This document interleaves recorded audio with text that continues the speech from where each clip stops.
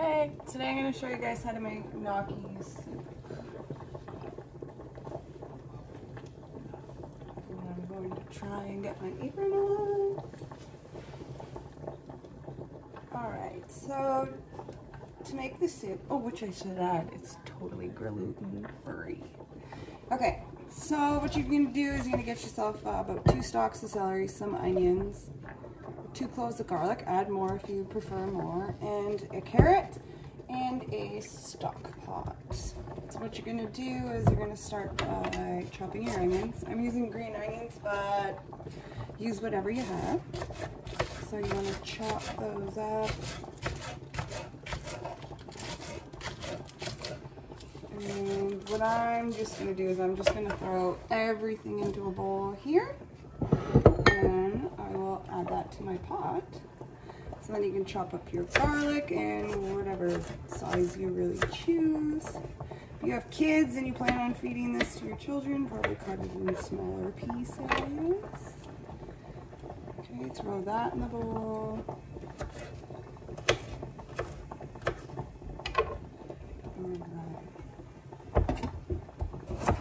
Chop up your carrot, discard the ends if you want or not.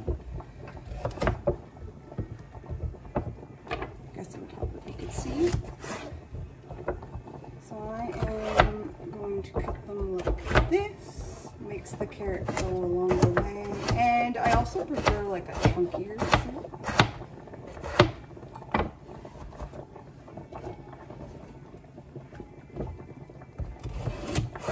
Continue chopping your carrot.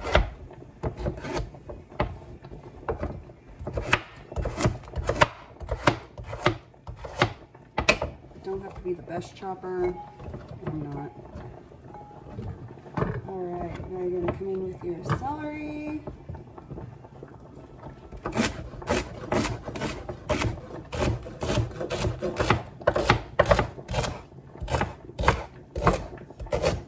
Alright. Put that in. Get your pot going. As you can see here, get some olive oil or vegetable oil, that's fine as well. I'm going to get your skillet going, your stock pot, I mean, get that going. For this recipe also, you're going to need butter to add into the mix. Don't mind that. If I put it in a pot, my dog will eat it, so I'm just going to leave that there for now.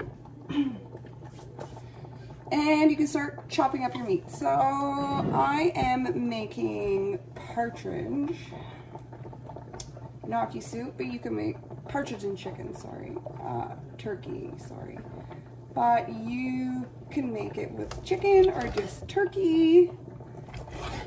But we are using, I guess, a little bit of game meat today. So I'm just going to chop that up. Watch because I don't want to get. Now what I'm going to do is I'm actually going to save the rest of the breast. So you see here that kind of tender, so I'm going to peel that apart out though. I'm going to save that, I'm going to freeze it, and I'm going to make soup. So make sure it's clear of feathers and bones, and you can start chopping that up. So we had turkey dinner last night, so I'm actually just using leftover turkey. So with Thanksgiving coming up, this would be an excellent meal to make with your leftovers. So now I'm going to throw that in here as well. I'm going to add in a bit of my butter. Give that a stir. You can see it's starting to saute. You just want to tenderize your vegetables. And now I'm going to get my chicken.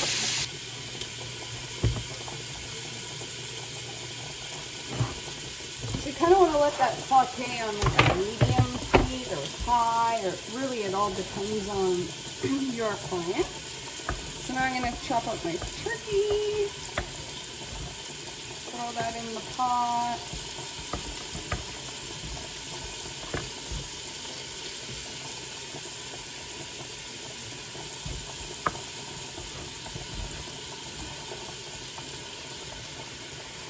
add some dark meat if I can pull it off the bone.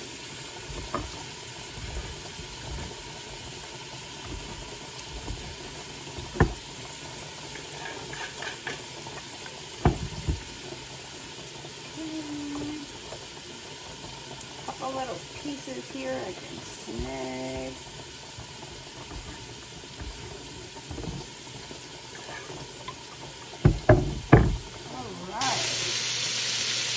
I'm going to add in a bit more. Can't see nothing. So I'm going to add in a bit more butter. So that's starting to dry up a bit. You don't really want that. So now what I'm going to do is take 2 cups of turkey stock.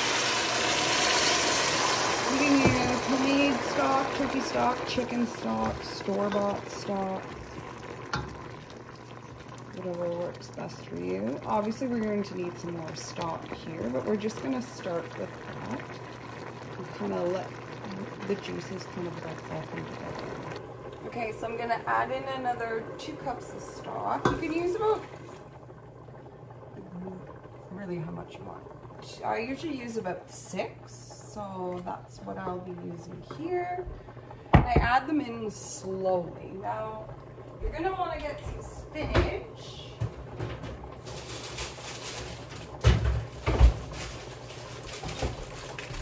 And I know it's not everybody's favorite vegetable, but it goes very well in this soup. You just kind of grab it. It does cook down a lot, so if you think you put too much, you probably didn't.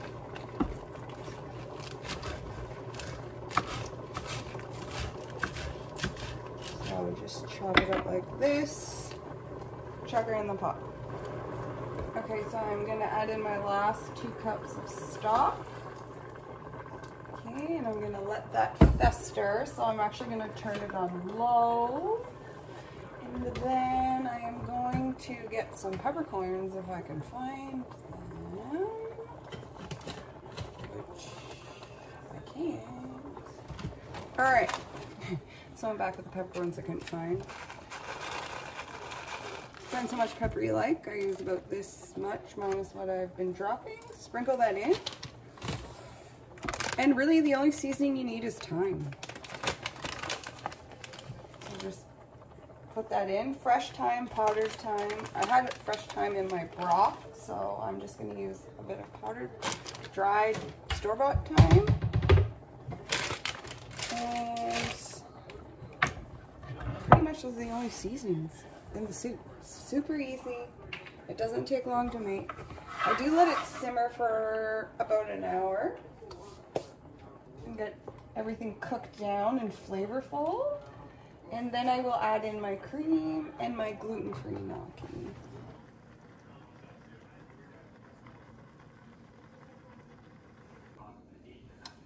Okay, so now I'm going to add in my gnocchi and my cream.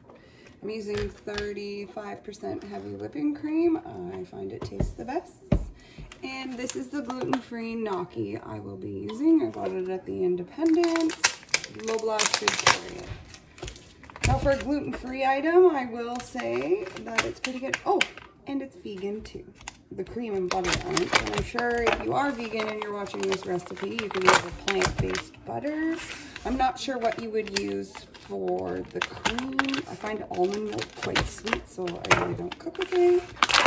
So basically, you're supposed to boil these for 2 minutes, but I'm a rule breaker, and I'm just chucking it in the soup as is.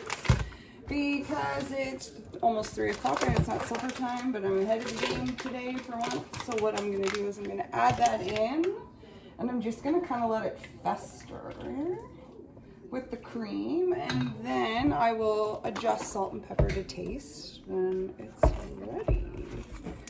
So the amount of cream is up to you. The key to creamy dishes is actually the butter and not the cream, so you don't really need that much. Like 473 mils will get you into a huge pot. It's enough to feed about a family of 4, probably 6 because we eat like animals, but and have leftovers. So you just kind of want to let that sit and it'll thicken on its own the more you stir. You can add cornstarch as well to thicken it if you're like cooking this in a hurry. But if not, then I would just let it kind of sit and eat when it's ready. And here's your gnocchi soup. It could be ready in 15 minutes. Serve with your side of favorite gluten-free bread. Give us a thumbs up and hit the follow button for more recipes.